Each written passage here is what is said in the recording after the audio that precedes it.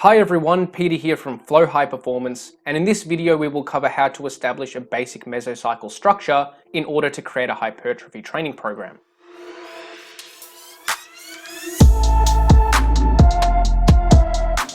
First and foremost, let's establish what exactly a mesocycle is. A mesocycle is simply a block of training, usually lasting around 3 to 6 weeks. A mesocycle simply allows trainees to break their training into smaller blocks to make it easier to program and manage training variables. There are two components to a mesocycle: overloading training and deload training.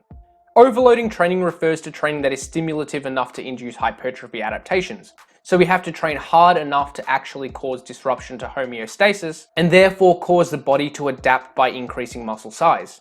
Simply put, overloading training provides the stimulus for muscle growth, and without it, no adaptations would take place.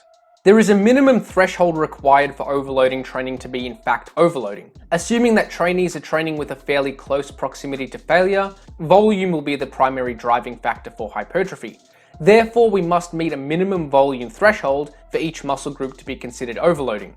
While this is less common, trainees should also avoid training with too much volume. If we perform an excessive amount of volume, then we may actually be doing too much to recover and adapt from. So overloading training lies somewhere between these minimum and maximum thresholds.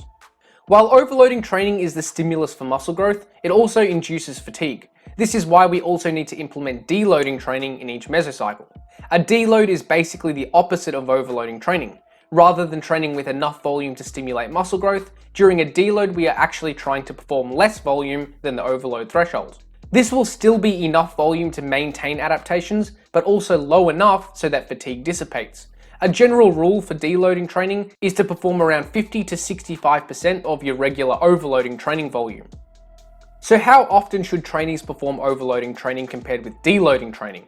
We want to spend most of our training time performing overloading training so that we are actually stimulating muscle growth. Furthermore, fatigue dissipates very quickly, which means that we don't need to deload for an extended period of time.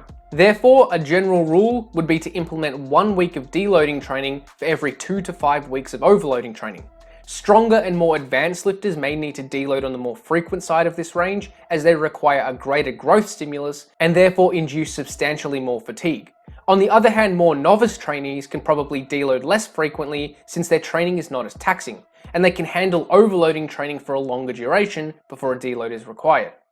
Let's now look at what a completed mesocycle structure looks like. As we can see here, we have implemented a 4-week mesocycle. The deload week could be placed at the beginning of the mesocycle or the end. For this example, we have included a deload week at the beginning of the mesocycle and 3 overloading weeks for the remainder of the mesocycle.